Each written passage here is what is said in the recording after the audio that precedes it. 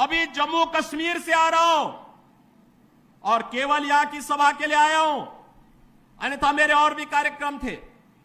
मैंने कहा नहीं, मैं जाऊंगा सरधना में, मैं इस बार जरूर जाऊंगा, 24 में मैं जरूर जाऊंगा। और बहनों भाइयों, मैं इसीलिए आया हूं आपसे कहने के लिए, जो लोग गुमराह कर रहे हैं उनके गुमराह में आने की आवश्यकता नहीं।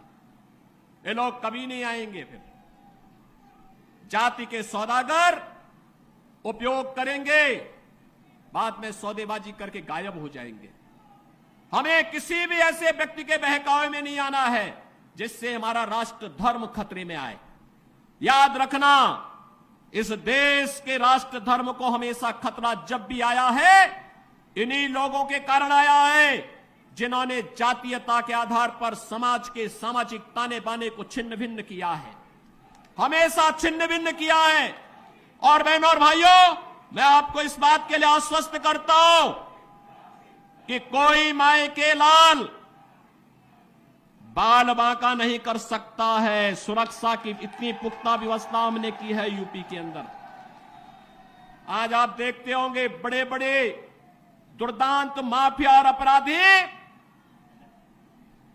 किस कदर उनकी दुर्गति हो रही है। आप देख रहे होंगे, जिनके नाम से ही लोग कर्फ्यू जैसा माहौल होता था, आज उनकी दुर्गति क्या है हर व्यक्ति देख रहा है। इन माफिया और अपराधियों की स्थिति क्या है, आप रोज सोशल मीडिया के प्लेटफॉर्म को उठा करके देखते होंगे।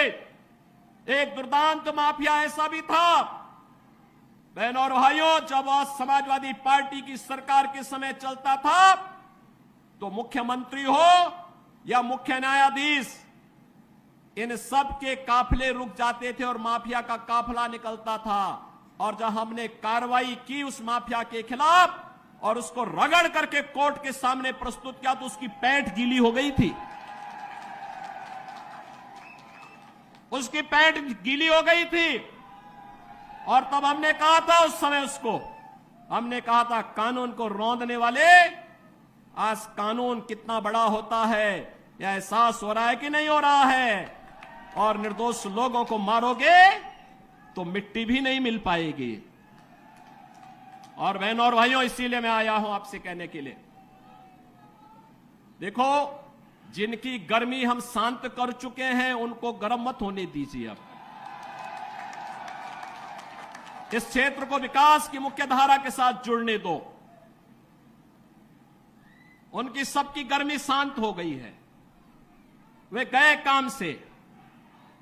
और इसीलिए मैं आप सबसे अपील करने के लिए आया हूं कि पूरे देश की एक आवाज है, पूरा देश एक ही स्वर में बोल रहा है।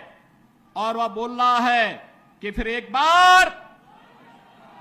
बार मोदी सरकार, फिर एक बार